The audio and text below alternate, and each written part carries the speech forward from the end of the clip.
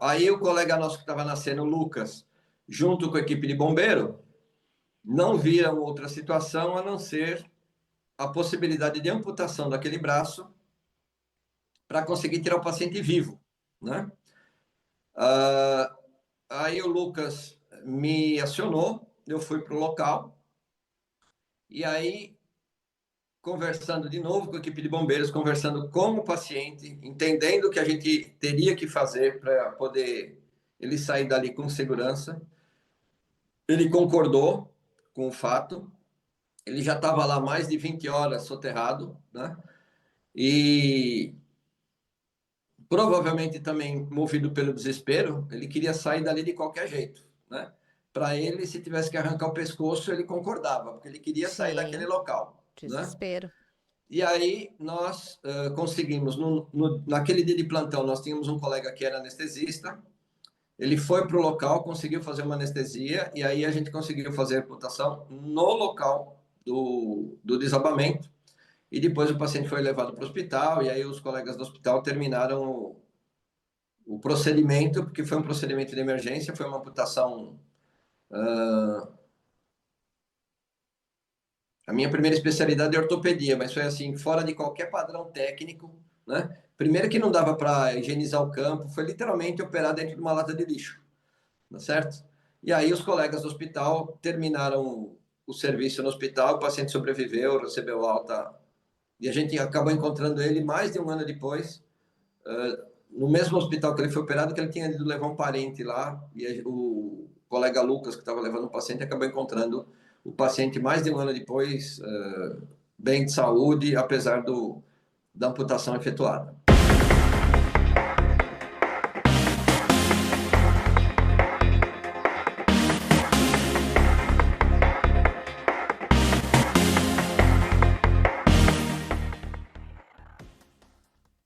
Olá, meu nome é Paula Barcelos, sou jornalista da revista Emergência e estamos começando mais um programa Emergência Entrevista.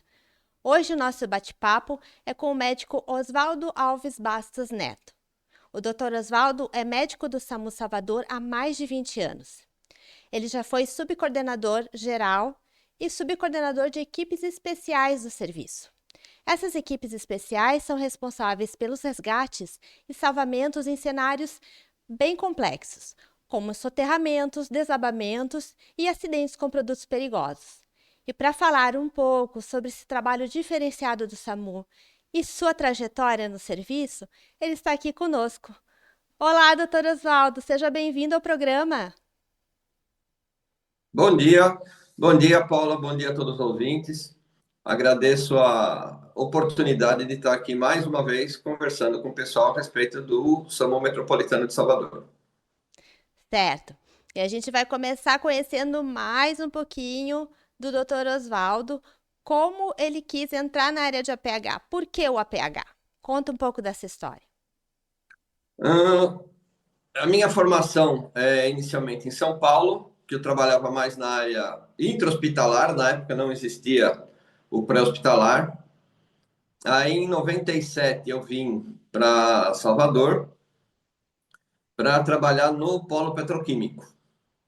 E uma coisa que me chamou a atenção é que não existia esse tipo de atividade aqui ainda, e inicialmente o polo petroquímico necessitava de treinamentos de emergência. Aí eu comecei a dar treinamento em área industrial.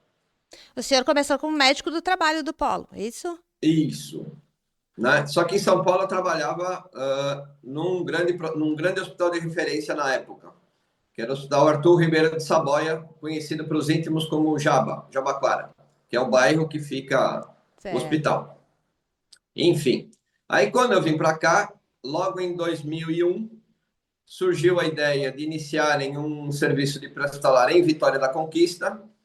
Eu fui convidado a efetuar o treinamento das equipes e depois fui convidado a permanecer na equipe, atuando como médico lá em Vitória da Conquista. Em 2004, ou melhor, em 2003, com o início do projeto SAMU, nós trabalhamos para tornar o serviço de Vitória da Conquista um dos primeiros serviços da Bahia a incorporarem a rede SAMU como nós conhecemos ela hoje, né? E aí, em 2005, quando iniciou a nova gestão municipal, fui convidado para iniciar o SAMU de Salvador. Certo. E no SAMU de Salvador, começou todo um trabalho do zero.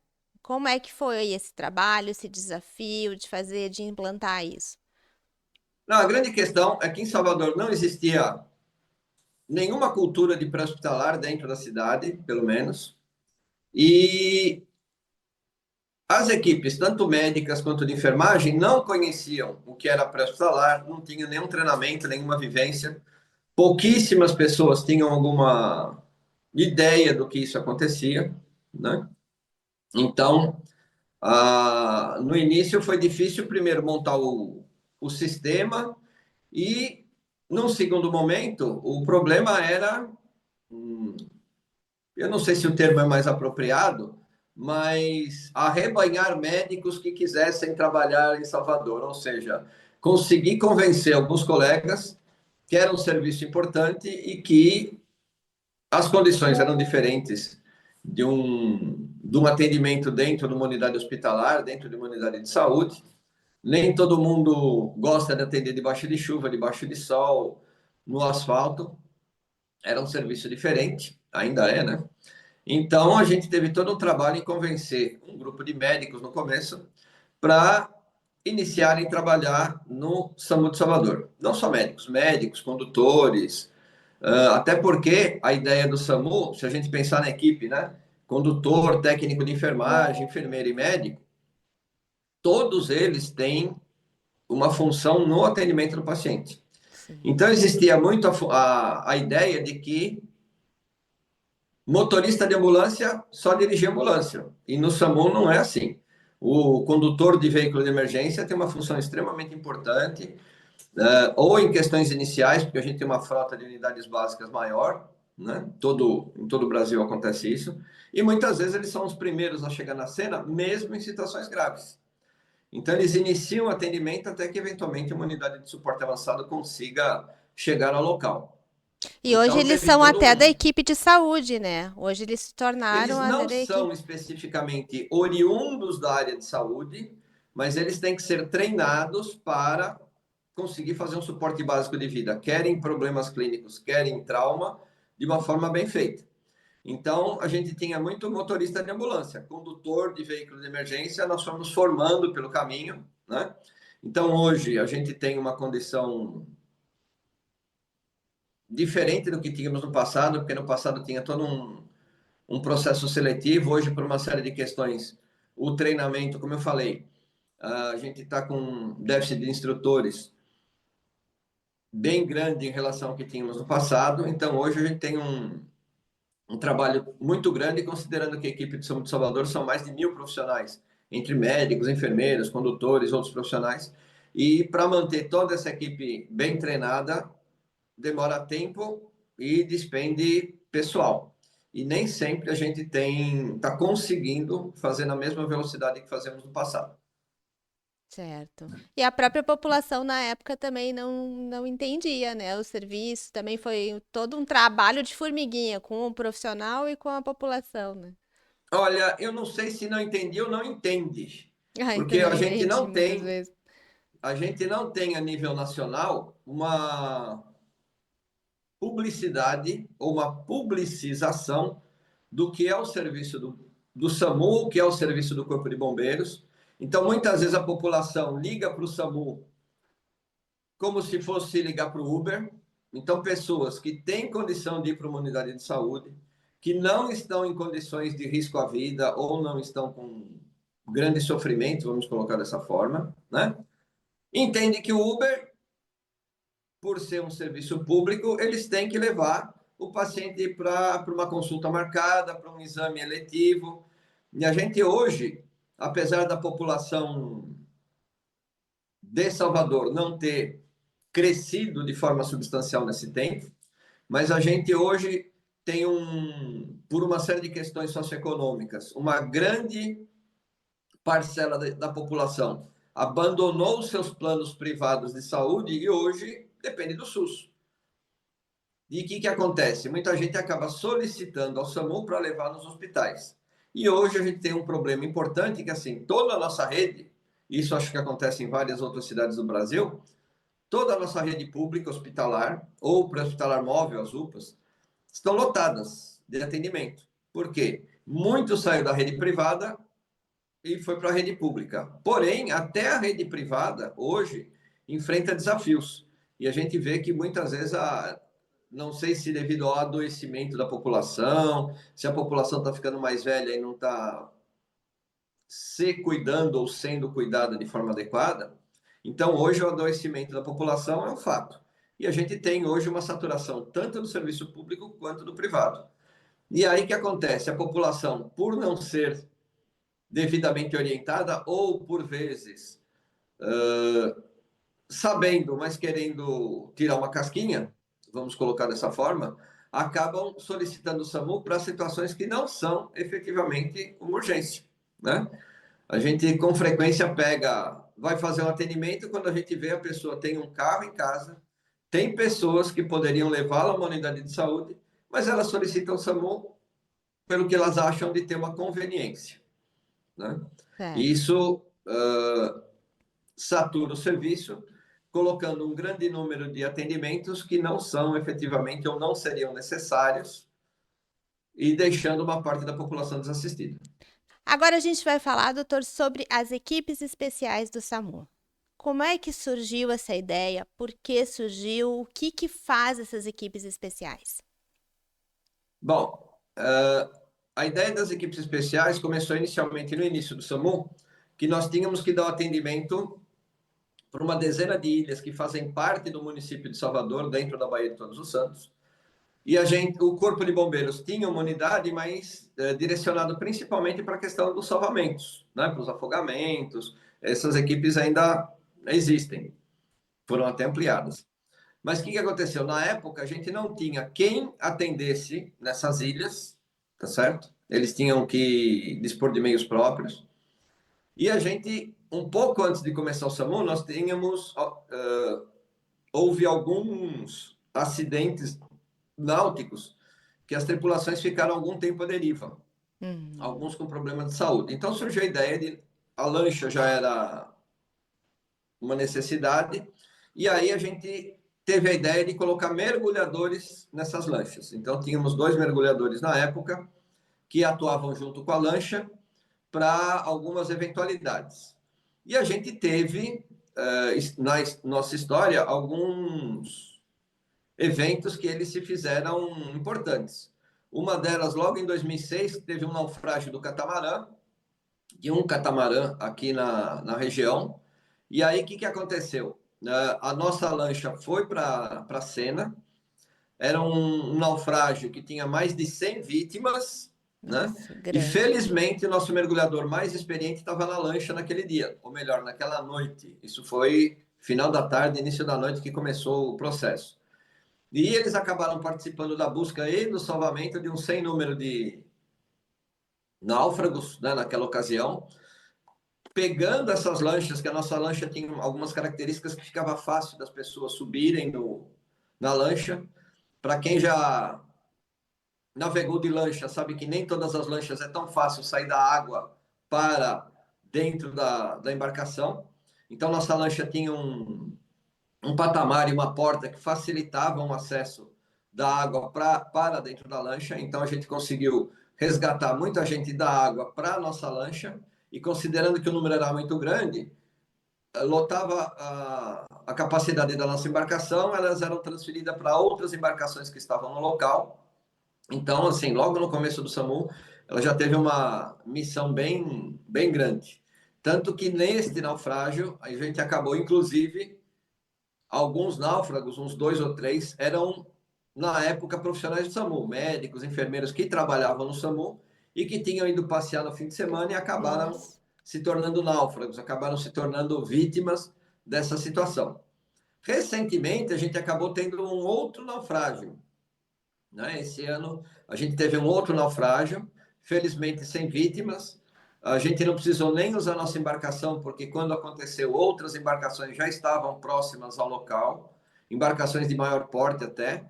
E o nosso trabalho foi acolher as vítimas quando chegaram no Porto de Salvador, avaliar a todas e encaminhar algumas poucas vítimas que tinham um ou outro problema de saúde por excesso de zelo. Nós encaminhamos estas poucas vítimas, a unidades de saúde para que fosse feita uma avaliação mais apropriada, mais criteriosa, apesar de nossas ambulâncias terem muitos recursos, mas aí nós encaminhamos essas pessoas para avaliação de especialistas para ficar com mais tranquilidade, né? Então a gente já teve pelo menos 2 grandes naufrágios no nosso histórico aqui em Salvador.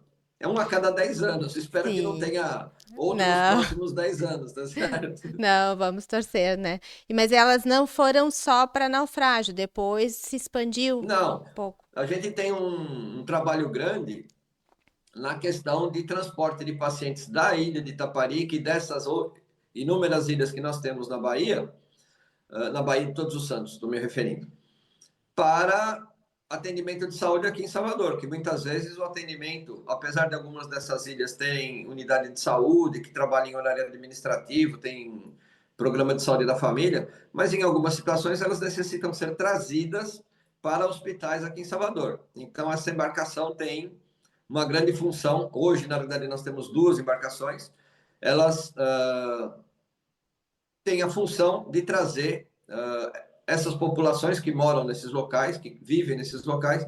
Quando elas necessitam de um atendimento de emergência, a gente vai fazer esse atendimento no local e, se necessário, a gente acaba trazendo elas para as unidades de saúde daqui de Salvador. Mas essas equipes especiais, elas têm também, atuam em outros tipos de cenários. Isso. E uma outra questão que a gente faz Quais são esses cenários?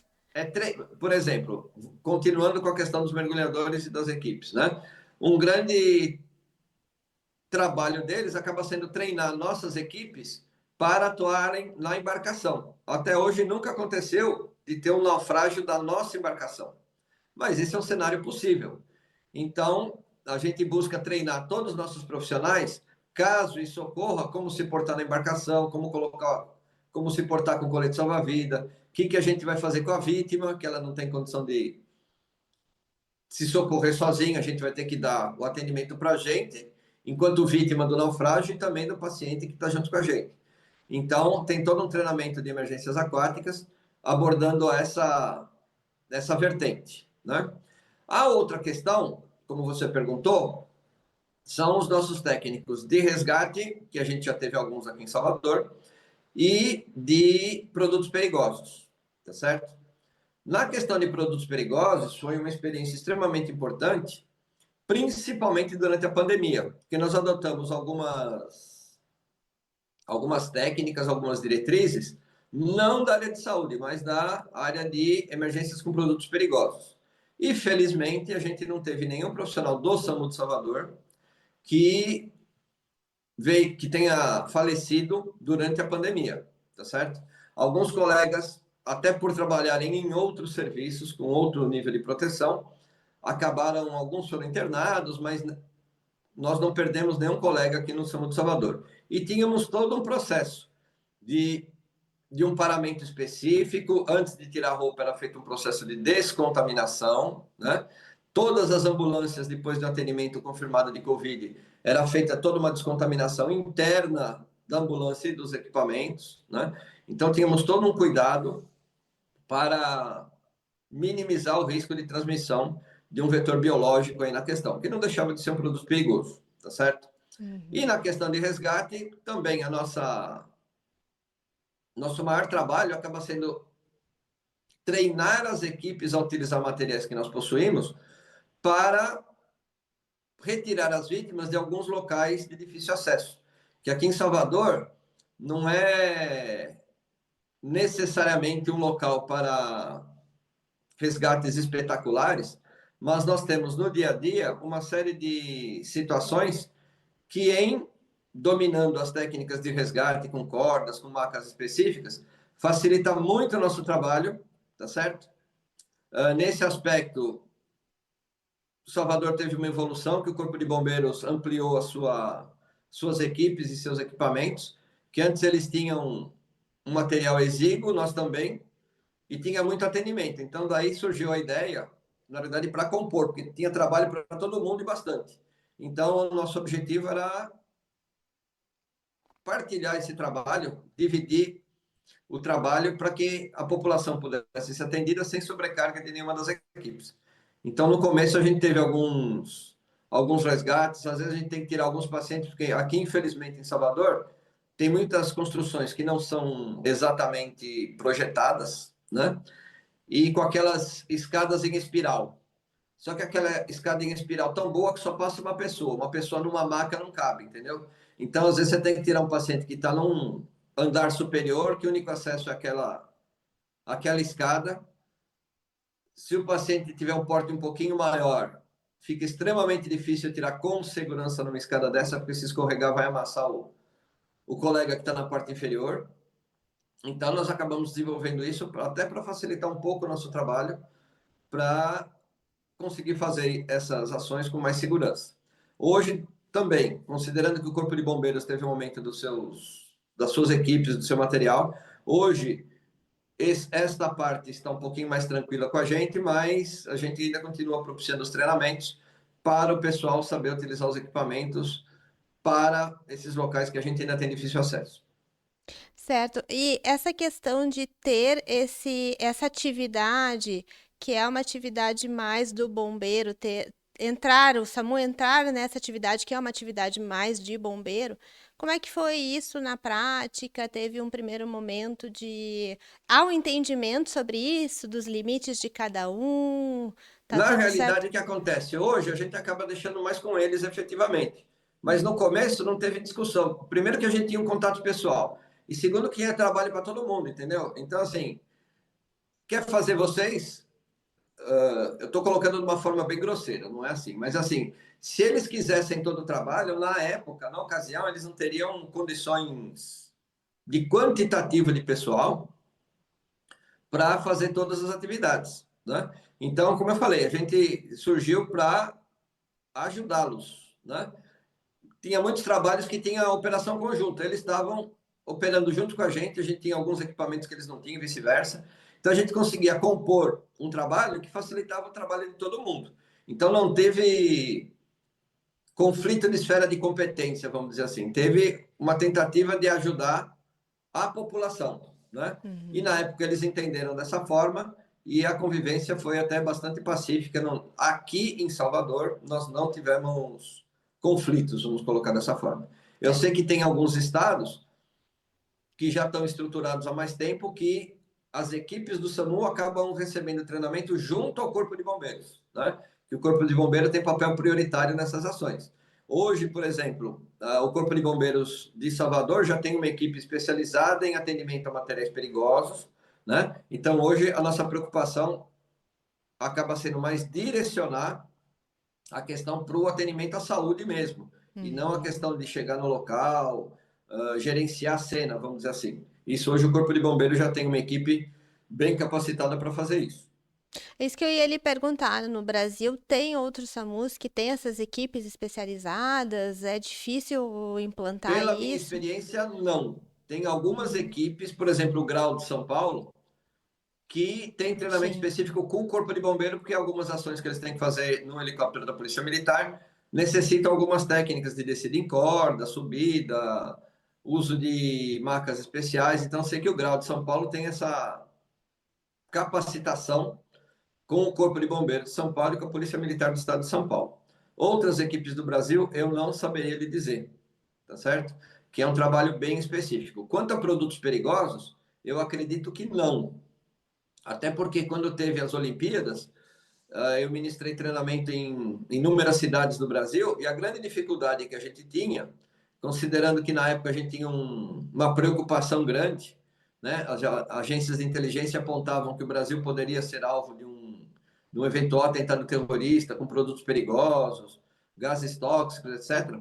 Uma grande preocupação nossa era que uma boa parte das equipes, tanto do pré-hospitalar quanto do intra-hospitalar, não tinham treinamento específico e tinha muita resistência dos profissionais de saúde em vestir as roupas de produtos perigosos, uma roupa nível A. Ela não é confortável, necessita de uma capacitação mais psicológica do que física, né? Um entendimento de que aquilo é necessário, e uma grande dificuldade que a gente tinha era fazer com que as equipes de saúde entendessem que, caso aquele evento acontecesse, isso realmente seria uma situação necessária, né? Tanto que a gente teve, quando teve a grande epidemia de ebola na Libéria, na África, a gente teve um alerta de um possível paciente que viesse a chegar aqui em Salvador, porque a gente recebia navios da Libéria. Então, nós tínhamos nos preparado para, na eventualidade de vir algum paciente contaminado, a gente ter condições de atendimento sem risco para as nossas equipes. Nesse caso, fui eu que atendi junto com a nossa equipe. O caso, na entrevista, foi descartado que não era ebola, não tinha epidemiologia, o paciente já tinha saído da região há muito tempo.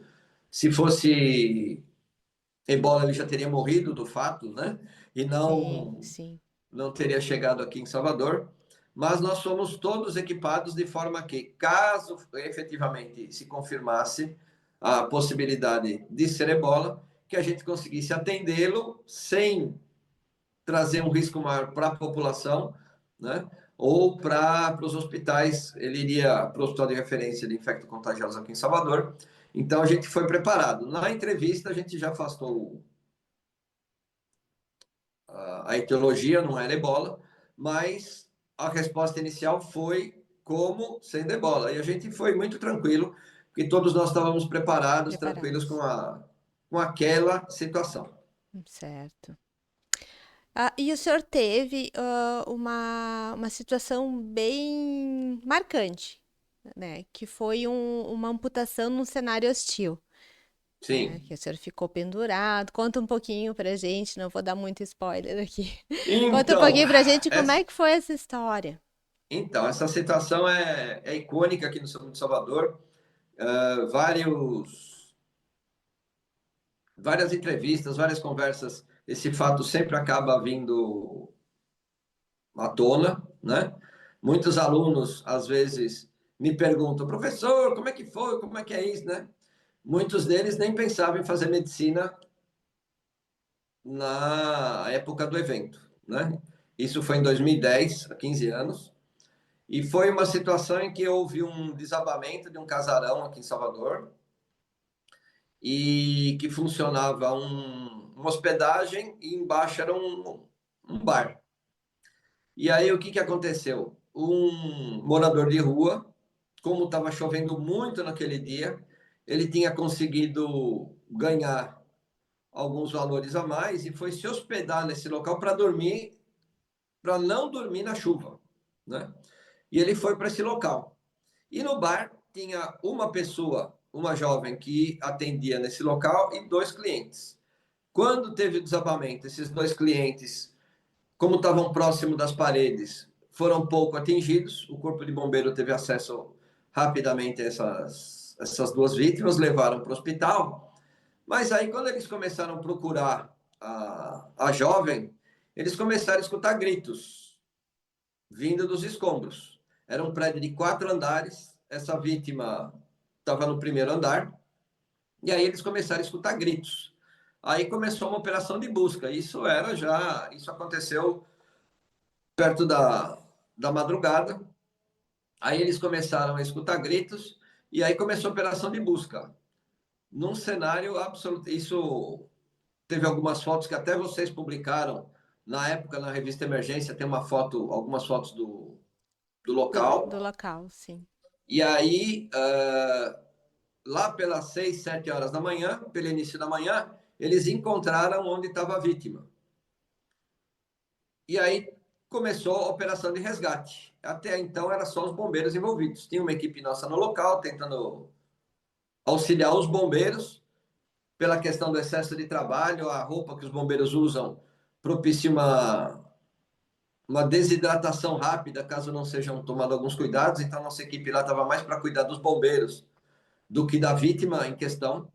Porém, chegou o um momento que o bombeiro falou assim: olha, não tem como a gente tirar esse paciente daí, porque ele está preso entre duas vigas de madeira de lei, eram vigas com quase 30, 40 centímetros de lateral cada uma, de madeira de lei, que os casarões eram bem antigos. E aí, o nosso colega que estava no local e os bombeiros falaram, depois de analisar a situação, era o seguinte: se eles tentassem tirar, existiam escombros ainda acima das equipes. Se eles tentassem tirar, ia cair tudo em cima de todo mundo. Aí o colega nosso que estava nascendo, o Lucas, junto com a equipe de bombeiro, não viram outra situação a não ser a possibilidade de amputação daquele braço para conseguir tirar o paciente vivo, né? Aí o Lucas me acionou, eu fui para o local, e aí, conversando de novo com a equipe de bombeiros, conversando com o paciente, entendendo o que a gente teria que fazer para poder ele sair dali com segurança, ele concordou com o fato, ele já estava lá mais de 20 horas soterrado, né? E provavelmente também movido pelo desespero, ele queria sair dali de qualquer jeito, né? Para ele, se tivesse que arrancar o pescoço, ele concordava, porque ele queria sair daquele Sim, local, né? desespero. E aí nós conseguimos, naquele dia de plantão, nós tínhamos um colega que era anestesista, ele foi para o local, conseguiu fazer uma anestesia, e aí a gente conseguiu fazer a amputação no local do desabamento, e depois o paciente foi levado para o hospital, e aí os colegas do hospital terminaram o procedimento, porque foi um procedimento de emergência, foi uma amputação. A minha primeira especialidade é ortopedia, mas foi assim, fora de qualquer padrão técnico, né? Primeiro que não dava para higienizar o campo, foi literalmente operar dentro de uma lata de lixo, tá certo? E aí os colegas do hospital terminaram o serviço no hospital, o paciente sobreviveu, recebeu alta, e a gente acabou encontrando ele mais de um ano depois, no mesmo hospital que ele foi operado, que ele tinha ido levar um parente lá, e o colega Lucas, que estava levando o paciente, acabou encontrando o paciente mais de um ano depois, bem de saúde, apesar da amputação efetuada. Não, eu acho que na sua vida o senhor nunca pensou, de repente, porque o bombeiro, o senhor ficou pendurado, né? Na Pelo. realidade, eu fiquei sustentado pelo meu cinto de segurança e tinha um oficial do Corpo de Bombeiro que me ajudava no posicionamento, segurando pela minha perna. Aí eu falava mais para frente, mais para trás, ele me posicionava, porque eu não tinha como me apoiar de forma adequada. Então, ele foi a minha outra ajuda, porque eu não conseguia me posicionar, e aí ele que me posicionava conforme eu ia solicitando. Imagina, altamente complexo. E me diz uma coisa, nesse momento era a equipe especial do SAMU ou não? Não Na já tinha realidade, equipe? na realidade, eram as nossas equipes normais, As das normais. equipes somente eu, não tinha necessidade de acionar, porque os bombeiros já estavam no local, tá certo? Eu já tinha contato com os colegas do Corpo de Bombeiro que estavam lá no local, e a gente conseguiu trabalhar junto sem maiores. Que o problema naquela situação não era fazer o resgate, nada, que o bombeiro já tinha montado tudo, Uhum, até para tirar o paciente. O problema era fazer a amputação. Aí era mais o certo. procedimento médico específico e não as outras questões. E o senhor teve outros atendimentos desafiadores, alguns perrengues passados, algumas outras situações que lhe marcaram? No pré-hospitalar, acho que todos que atendem no pré-hospitalar acabam tendo algumas ocorrências que acabam de uma forma ou de outra marcando, né? Pacientes que a gente tem que tirar debaixo do carro, sabendo que a retirada vai ter que ser rápida, e que o paciente, se não for levado rapidamente para o hospital, ele vai a óbito dentro da ambulância. Então, são situações que a gente não tem condição de fazer tudo o que tem que ser feito, porque se eu for fazer tudo o que tem que ser feito dentro da ambulância, o paciente não vai chegar vivo no hospital. Então, eu tenho que fazer tudo isso, ou o que der para fazer, a caminho do hospital e continuar fazendo no hospital, porque muitas vezes tem que levar o paciente para o centro cirúrgico, que a salvação dele vai ser o centro cirúrgico, e não necessariamente o pré-hospitalar. Então, o médico do pré-hospitalar tem que estar apto a fazer esse discernimento, que nem sempre a gente tem tempo para poder fazer tudo que a gente sabe, tudo que a gente pode fazer, né?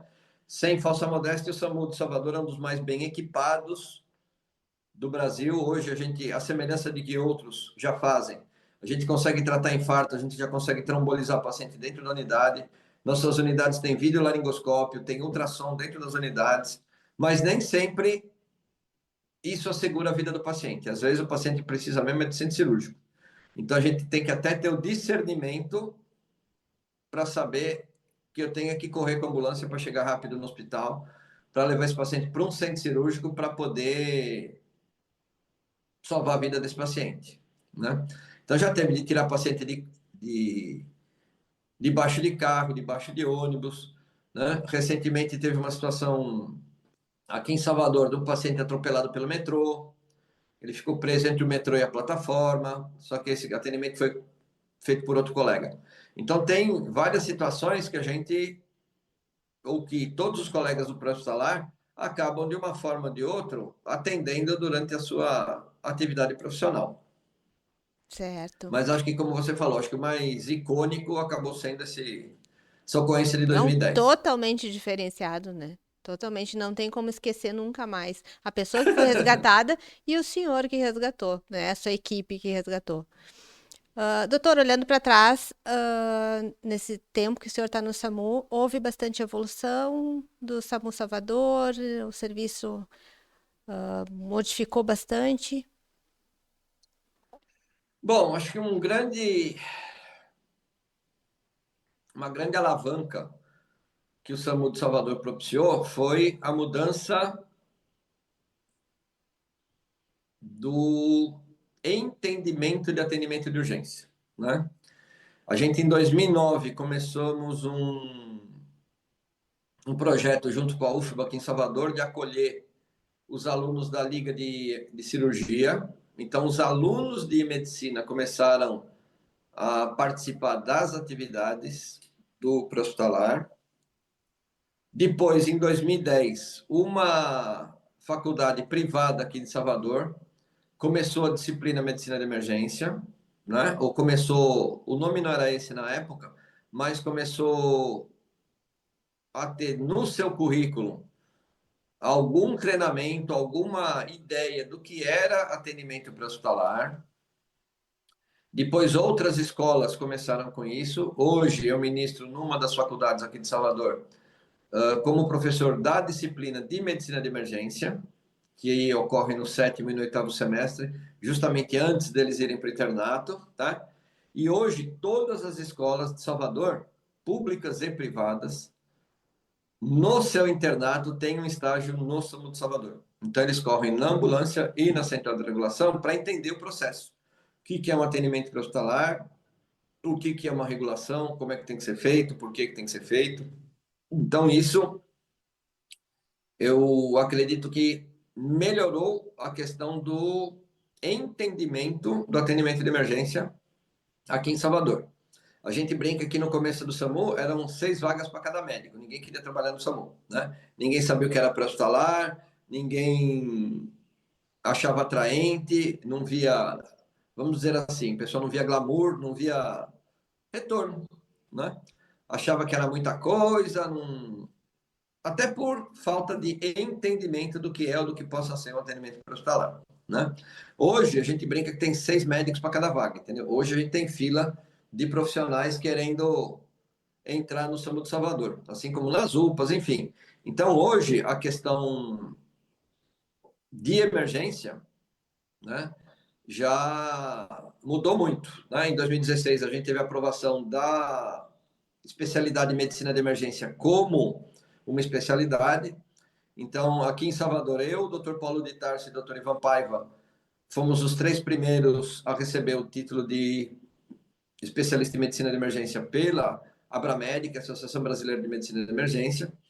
Então, aqui em Salvador, e os 3 éramos do SAMU. O Dr. Paulo de Tarso hoje mais na parte de treinamento hoje, mas na época os 3 atuávamos e atuamos no SAMU até hoje ainda. Então, hoje já temos outros profissionais, muitos ex-alunos, né, que passaram pelo SAMU como alunos, foram fazer medicina de emergência, retornaram ao serviço como profissionais especializados, né? E hoje a gente tem não só profissionais de emergência, temos cirurgiões, cardiologistas, outros profissionais de outras especialidades retornando ao serviço porque entendem que, independente da especialidade, é importante que seja feito um bom atendimento de emergência.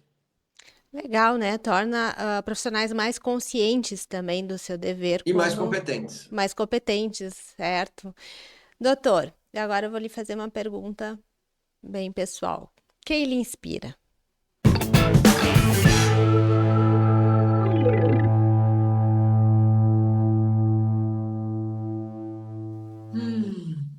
Acho que o paciente, porque ele está num momento de fragilidade, né? E se a gente não ajudar, eventualmente os pacientes podem tomar um rumo que a gente não deseja. Então, acho que quem inspira o atendimento é o paciente. Certo. Doutor, lhe agradeço pela entrevista, pelo esse bate-papo. O senhor quer deixar um recado para os profissionais do SAMU? Eu gostaria de deixar um recado para todos os profissionais, né? Tem gente que gosta do SAMU, tem gente que não gosta, né? A gente que atua no pré-hospitalar há algum tempo, a gente já sabe, quem gosta do SAMU fica no serviço, quem não gosta fica 1, 2 anos e ganha uma experiência e vai trabalhar no outro local. Eu não tenho nada contra isso. A gente precisa de pessoas que saibam atender emergência no SAMU, na UPA, no hospital, no PSF, em todos os lugares, né? Até porque o PSF muitas vezes chegam situações graves e que se o colega souber um pouquinho mais de atendimento de emergência, ele pode conseguir estabilizar o paciente até a chegada de uma equipe especializada para continuar o atendimento do paciente. E a grande questão é entender que, independente da atividade que a gente faça, seja no serviço público ou privado, acho que o que leva a inspirar acaba sendo o paciente. Aqui no SAMU, a gente costuma dizer assim: a gente nunca sabe quem vai atender. A gente já teve várias situações que a equipe sai da base, quando chega no local é o parente de alguém da equipe. E a gente não nem sempre a gente tem essa informação, né? Ah, é um atropelado em tal lugar. O atropelado pode ser algum parente nosso. Então, assim, buscar sempre dar o melhor, independente de quem seja o paciente. Certo. Agradeço mais uma vez. E o Emergência, essa entrevista de hoje fica por aqui. Conversamos com o Dr. Oswaldo, essa referência no atendimento pré-hospitalar, que contou toda a sua história, sua trajetória e o serviço diferenciado no SAMU Salvador. Até o próximo programa.